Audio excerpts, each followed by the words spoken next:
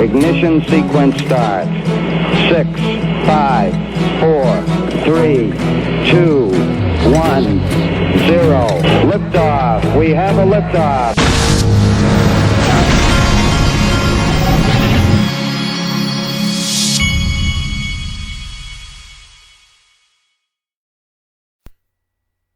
Hey everybody, this is the Digital Asset Investor, and XRP is up over 10% this morning.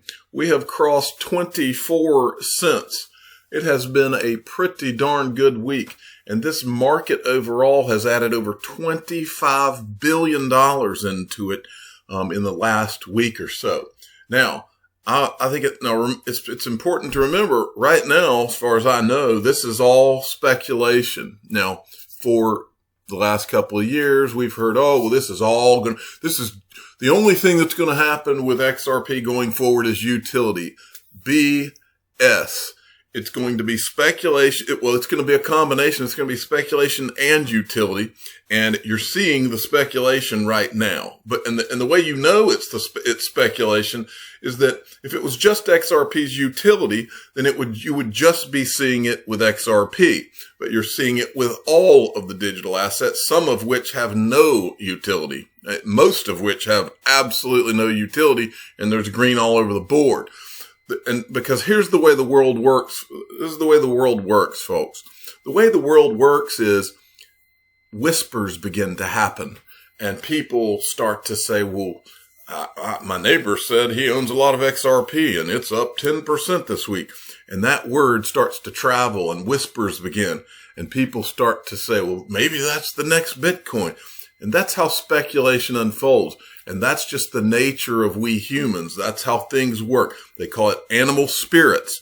And that's what's going on right now. Now, the utility and all that, of course, that's going to be that's the big kahuna, and it's coming. But it's important that you understand that we're always going to have two aspects to this, the speculation and the utility. Over time, the digital assets without utility are going to go away, and it'll always still, you'll have speculation and you'll have utility. And those two things are going to cause prices to go up and prices to go down. And that's the fact, Jack. All right. But I want to illustrate something. Right now, we've got $325 billion in this market overall. Back in 2017, in what some call the Great Bull Run or whatever, back in 2017, early 2018, this number went as high as around $850 billion. I want to show you the charts of all of the world's money again to show you just how insignificant this market is right now and how far there is to go. And boy, we will go. Silver has 43.9 billion in it. Cryptocurrency had 244 billion in it. Now it's got 325 billion in it. Military spending. This shows you how much military spending there is. There's the U.S. budget deficit is 3.8 trillion. Coins and banknotes. And by the way, there's a coin shortage and people don't want to accept cash because of the current events. But what is currently in those is 6.6 trillion, of which a lot of is going to go towards digital assets. Write it down. I'm not going to ignore that. That's going to happen. A lot of the money is going. In fact, I forgot to pull up for this video. I saw an article come across about Chris Giancarlo talking about how a lot of our market is going to go digital. But anyway, Fed's balance sheet, 7 trillion. Billionaires. Just these billionaires have just these five guys have 8 trillion. Are we supposed to believe that the crypto market is only going to go to 325 billion? No freaking way. The world's gold, 10.9 trillion. Fortune 500 companies. Look how many they have. Billion. The least of them is Facebook with 598 billion. Okay. But we're supposed to believe that crypto is just going to be at about 300 or so billion. No. The New York Stock Exchange and the NASDAQ, 89.5 trillion. The money supply, 35.2 trillion. Broad money, 95.7 trillion. I'm not going to show you anymore, but it gets into the quadrillion, folks. There's no point in showing you anymore. But the point is that this is peanuts. We're not even at the beginning of the beginning yet. So, and I'm not saying the markets are not going to go up and pull back and go up. That's how nothing goes up in a straight line. It doesn't work that way. But I am saying that we're at the beginning of the beginning of the beginning. We are. Okay. Now let me show you a few things. The first thing, Mr. B at XRP Mr., give him a follow. He tweeted this out. He's showing the returns. These are 7 and 30-day returns. On XRP, it's 20.8%. 30-day, 34.45%. You don't get those kind of returns in the stock market ever, folks. And then I wanted to show you this. And I was making this point this morning, and it's true. Look in your town. I don't care where you are. Some of the wealthiest families in the world were born out of the Great Depression. And I was saying the same thing will happen in the Great Reset. And my point there is that go look back at the Great Depression. The people, in my part of the world, the people that made, a lot of the people that came out of it as mega wealthy families that are to this day wealthy, they were people who happened to be in a cash position when all of the farmers started losing their land. And so they would go and buy the land at pennies on the dollar. And a lot of them ended up creating lumber companies that would then take all the lumber off of the land and process it and sell the lumber and then redo. And to this day, many of them own more land than anyone in the United States. That's just one of the ways that a lot of this was done. I mean, and there was so many, but more than anything, in every horrible economy, in every horrible situation, there's somebody on the other end who is ready for it. And somebody that's sitting there with a lot of cash, or somebody that put their money in the right places for the situation that they saw coming. That's what you and I are in this situation. Write it down. It's the fact, Jack. Okay. And also, I wanted to show you a couple of more things. This, for those of you that weren't around, the Hodor used to write a blog. Hodor is a name that he took from Game of Thrones, but it was a guy who I always thought, just the way he wrote, may know some. Well, no, I know for a fact he knew some people at Ripple because he said it in his blog. He would reference in his blog every once in a while people that he talked to there or this. And Brad Garlinghouse, he was the first guy I ever saw Brad Garlinghouse mention that was in social media as well. So he said a lot of things that made me think that he knew more than he was letting on. And this is one of the things he said. At what XRP price point will Ripple be worth $1 trillion? XRP price equals 17 US dollars. Just so you're mentally and emotionally prepared for it. The price won't stop at $17. It will keep going past this artificial construct that makes people uncomfortable. Yes, XRP is going to make a lot of people uncomfortable. So strap in. And I'm not saying, like I said, I'm not saying we're not going to have pullbacks and then this and that. We're used to it. Nothing goes up in a straight line. Remember that. But this is where all this goes. I mean, I haven't been sitting here doing these videos for 2 years because I didn't believe in what I was saying. You couldn't do what I've done and sit here and make 2 and 3 videos a day about one company and really one digital asset for 2 or 3 years. You couldn't do it unless everything inside of you believed what you were talking about. And I did. And I had zero doubt. And I still have zero doubt. Just like Miguel Valles. Okay. Little reminder. This was also said by Hodor. He was referencing the people that are in the XRP 1% club. There might be a day very soon where this 1% translates into the classical notion of the 1%, the upper echelons of personal net worth. He believed that, apparently, because he wrote it, and I believe it too. I believe that's what this is, okay? The upper echelons of personal net worth. David Schwartz has been very active. He's put out 2 or 3 podcasts, and there seems there's a pattern. There's always a pattern. But anyway, this one he said he hasn't put out yet, but he recorded it with Stefan Thomas, who was there in the beginning, and he said a couple interesting things in here about what they talked about. But down here was the most interesting one. He said I also discovered a few things that I knew, but didn't really, but but didn't really know that I knew because man, that got me twisted, because I never got a chance to look back and process them. One thing was the path of smart contracts leading us to Codius, which led to ILP, which led to web monetization and Coil. And so they're going to apparently release this podcast soon. Now, here's another podcast that I thought was interesting. I've learned with Ripple that anytime they put things out, you'll remember a while back, they kept talking about this random company called Bread Wallet, BRD Wallet, and they kept featuring them.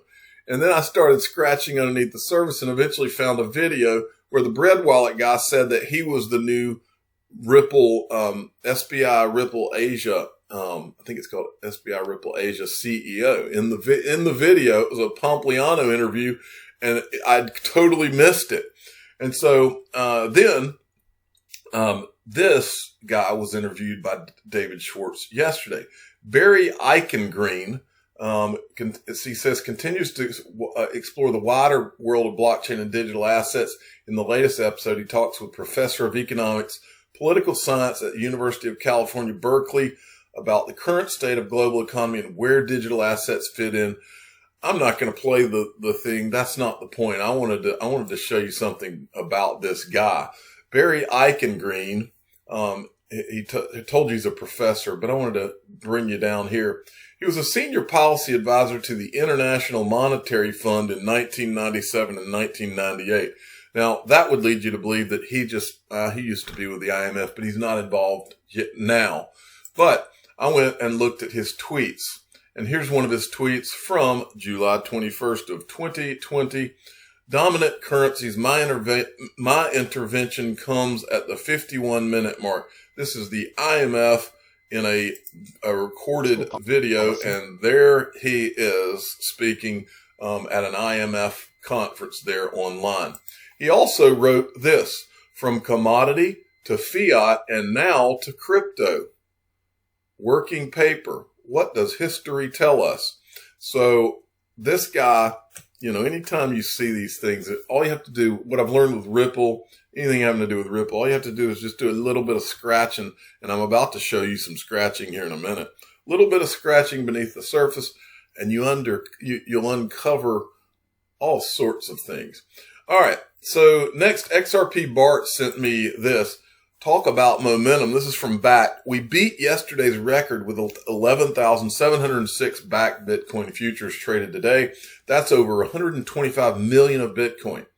And then there was this, Barry Silbert. In 2013, everybody thought we were crazy for launching a Bitcoin investment fund. Well, look at us now.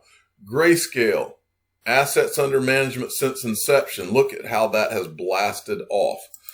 All right, Ticket Attorney at Fixed Tickets Vegas sent me this from Ian Northing. Israel Stock Exchange says it's launching a blockchain platform for securities lending.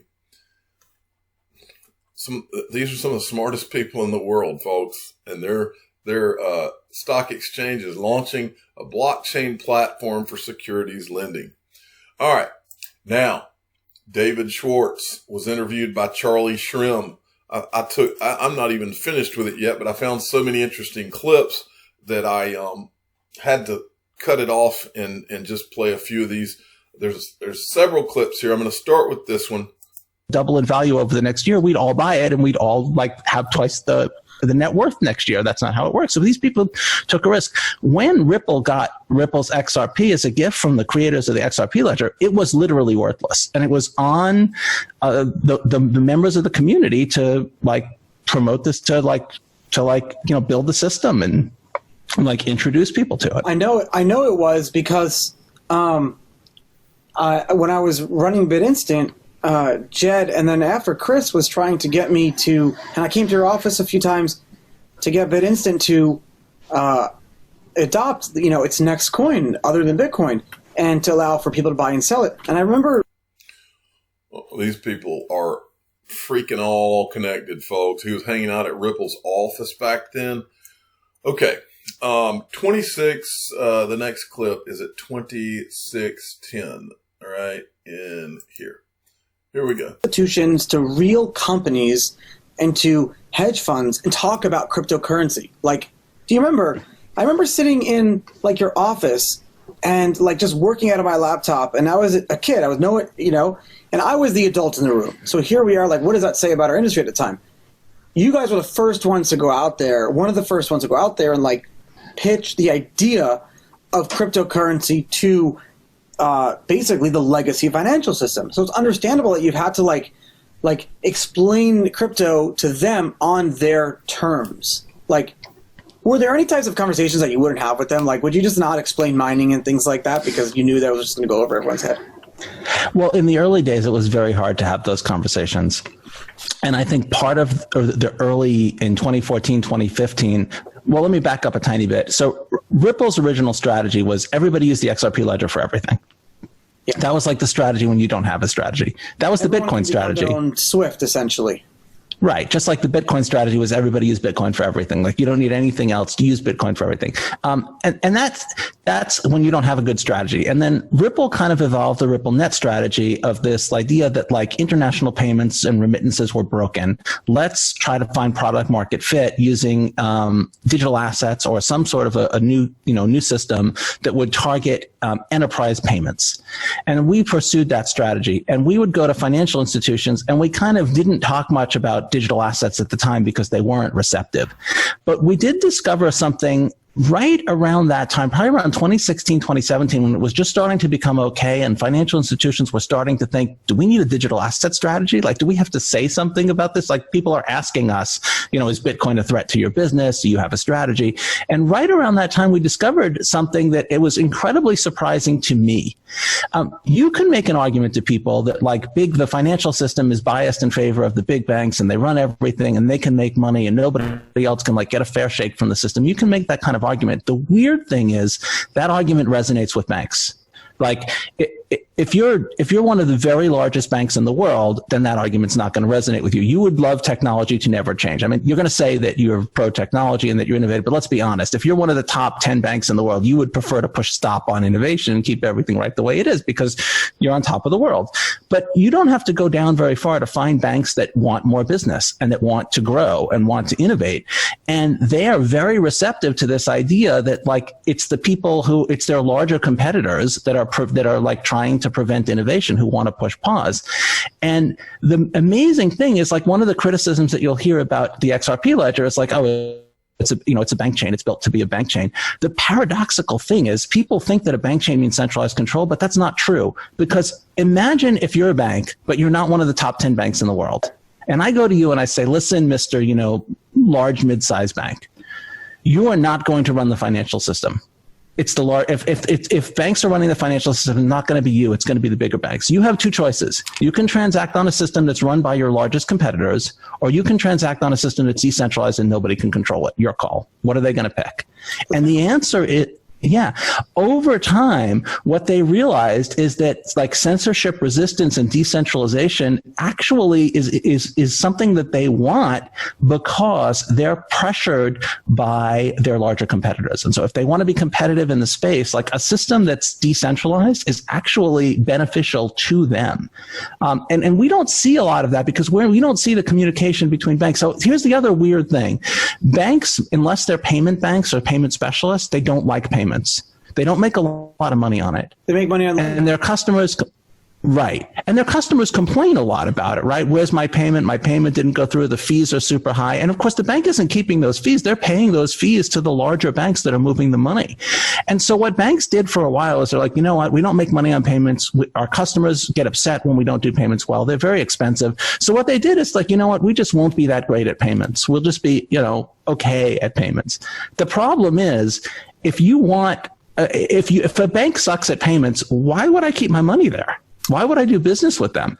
And if I'm not doing business with a bank, if you wanted a loan and you don't have an account at a local bank, would you walk into a local bank to talk about a loan? Of course not. You would go online to lending specialists, right? And so what banks started to realize is that if they didn't get good at payments, they wouldn't have any customers. They wouldn't have any assets under management. They wouldn't get any loans. And so banks realized, not the very top tier banks, but just a little bit below, that they really needed to be innovators. They needed something new. They needed better payments. And so Ripple found that product market fit between a new technology and something that was incredibly valuable to institutions. And so let me summarize what you just heard. What you just heard was, so first we go in and we sell the bank's RippleNet. And the banks are scared to even talk to us about digital assets, and they don't want to hear anything about it. Plus, on top of that, the banks legally there's too many legal regulatory issues. They can't do anything with digital assets anyway. That is, until this past week when the comptroller of the currency said that banks can now custody digital assets. So what else do you think that the banks are going to be able to do with digital assets? Well, maybe they'll be able to use them for settlement too. Who knows? but the genie's not going back in the bottle. I can promise you that. All right. So, and what does that mean for yours and my pocketbook if we're investors in XRP? That's the question. That's one of the many reasons that we're here. At least I'm here. Okay. Now, it's going to take you to the 39-minute mark. It's like 2015, 2016, and the company's growing, and you're talking to all these institutions, and then 2017 comes, and all of a sudden you guys are faced with this huge amount of attention. I forget XRP as a token went up to like $1.02. I forget exactly what happened. And things got kind of crazy in the whole crypto industry. Were you frustrated at the time that the message was being diluted, that the message, that the conversations that you and I are having now, people weren't talking about that. They were just talking about like the price of XRP. Did that frustrate you at the time? I think there was a lot of focus on the price. I mean, I held Bitcoin and XRP, so it's hard to get upset about something that's, enriching you personally. I mean, obviously, but I did notice that people got very obsessed about the price, and it did detract from this idea of building.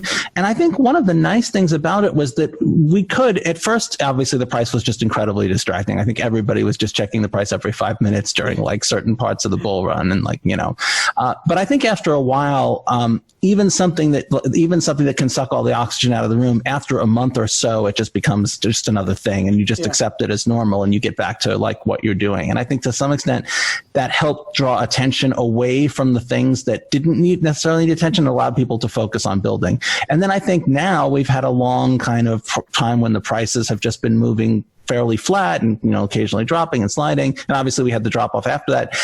And I think that also, like, my attitude has been like, oh, good, people are going to focus on that. And that allows us to like go back to building. I'm really interested in the technology. Okay. I thought that was interesting too. Now let's go to the 49.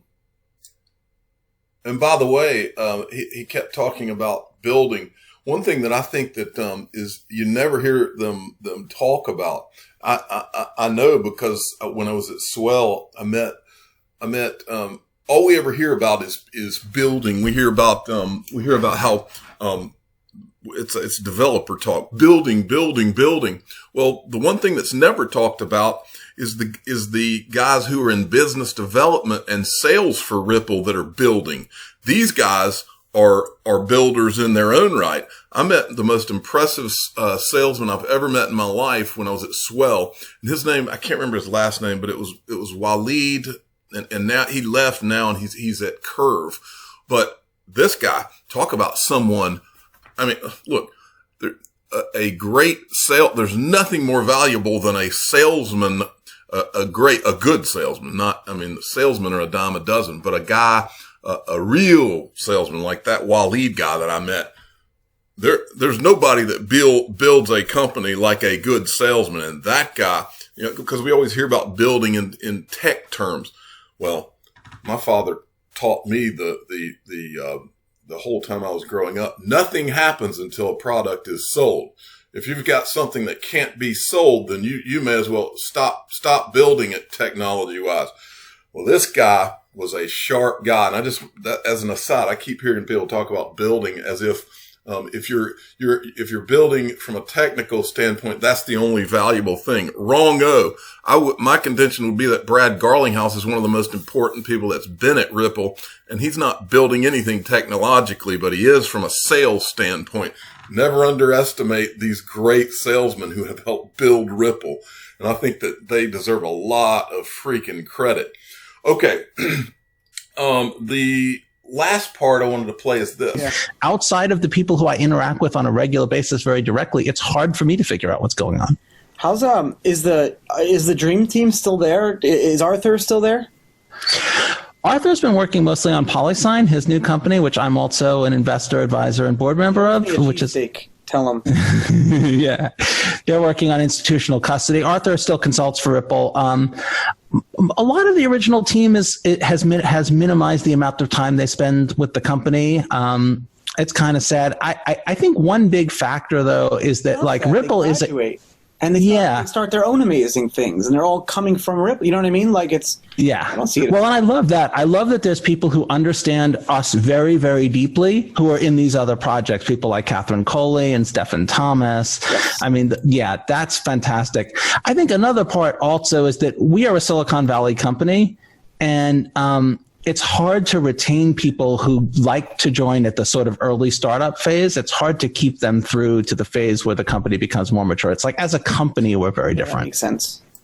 Okay, I thought that was an interesting part too. Now, something at the beginning of this video that that I did not play, but this Charlie Shrem, he made a reference that I've never heard before. He said, wasn't Ripple in the beginning, wasn't it, I've heard open coin, but he said the word new coin, and I had not heard that. So I went to Google and started looking, and here's what popped up.